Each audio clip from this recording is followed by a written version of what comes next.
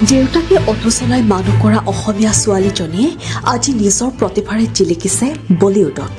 যিজনী ছোৱালীয়ে সৰুতে দেউতাকৰ অটো ৰিক্সাত বহি স্কুললৈ গৈছিল, সেইজনী ছোৱালীয়ে আজি নিজৰ প্ৰতিভাৰে জিলিকিছে বলিউডত।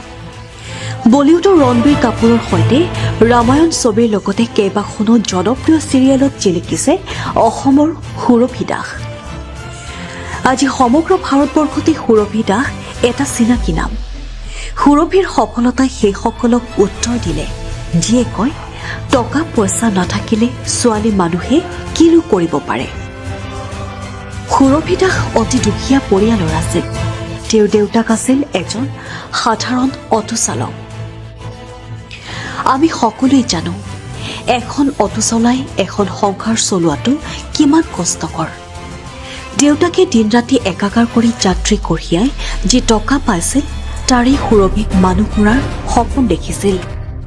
কিন্তু আচৰিত কথাটো হ'ল, ইমান দৰিদ্ৰতাৰ মাজতো সুৰভিয়ে কেতিয়াও সপোন দেখিবলৈ এৰা নাছিল। তেওঁৰ দেউতাকে সদায় এটা কথাই শিকাইছিল, মা, আমি দুখীয়া হ'ব পাৰোঁ, কিন্তু আমাৰ সপোনবোৰ দুখীয়া হ'ব নালাগে। অসমৰ পৰা মুম্বাইৰ দৰে এখন ডাঙৰ চহৰত আহি নিজৰ স্থান বনোৱাটো সঁচাকৈয়ে অতি কঠিন। দৰিদ্ৰতাই তেওঁক পদে পদে বাধা দিব খুজিছিল, কিন্তু তেওঁ এই দৰিদ্ৰতাক নিজৰ দুৰ্বলতা নহয়, শক্তি বনাই ল'লে। আৰু তেতিয়াই সুৰভিৰ জীৱনত আহিল এক ডাঙৰ সুযোগ। কালাৰ্ছ টিভিত প্ৰচাৰিত হোৱা নিমা ডেংজুংবা ধাৰাবাহিকৰ মুখ্য চৰিত্ৰ। এই ধাৰাবাহিকখনে সুৰভিক কেৱল এগৰাকী অভিনেত্ৰী হিচাপেই নহয়, এজনী সাহসী ছোৱালী হিচাপেও গঢ়ি তুলিলে।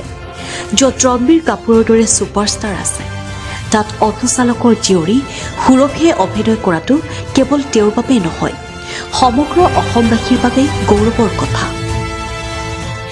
আজি সমগ্ৰ ভাৰতবৰ্ষতে সুৰভি দাস এটা চিনাকি নাম। সুৰভিৰ সফলতাই আজি সেইসকল মানুহক যোগ্য উত্তৰ দিলে যিয়ে কয়, টকা পইচা নাথাকিলে ছোৱালী মানুহে কিনো কৰিব পাৰে। দেউতাকৰ অটোৰ চকাৰ পৰা মুম্বাইৰ লাইমলাইটলৈ এই যাত্ৰা সহজ নাছিল, কিন্তু সুৰভিয়ে দেখুৱাই দিলে যে যদি আপোনাৰ লগত পিতৃ মাতৃৰ আশীৰ্বাদ আৰু নিজৰ প্ৰতিভা থাকে, তেন্তে পৃথিৱীৰ কোনো শক্তিয়ে আপোনাক ৰখাব নোৱাৰে। সুৰভি দাস আজি কেৱল এগৰাকী অভিনেত্ৰী নহয়, তেওঁ লাখ লাখ সপোন দেখা ছোৱালীৰ বাবে এক অনুপ্ৰেৰণা।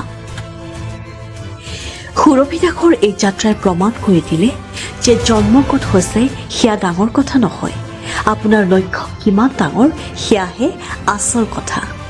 সুৰভিৰ সফলতাই আজি সেইসকল মানুহৰ মুখ বন্ধ কৰি দিলে যিয়ে কয়, টকা পইচা নাথাকিলে ছোৱালী মানুহে কিনো কৰিব পাৰে।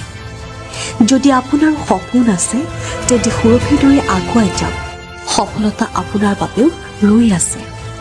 অসমৰ এই ছোৱালীগৰাকীৰ বাবে এটা লাইক দিবলৈ নাপাহৰিব আৰু এই ভিডিঅ'টো শ্বেয়াৰ কৰক, যাতে সুৰভিৰ এই কাহিনীয়ে আৰু 10জন সংগ্ৰামী ল'ৰা ছোৱালীক আগুৱাই যাবলৈ সাহস যোগায়। ধন্যবাদ। Entertainment desk report, Assam trend news.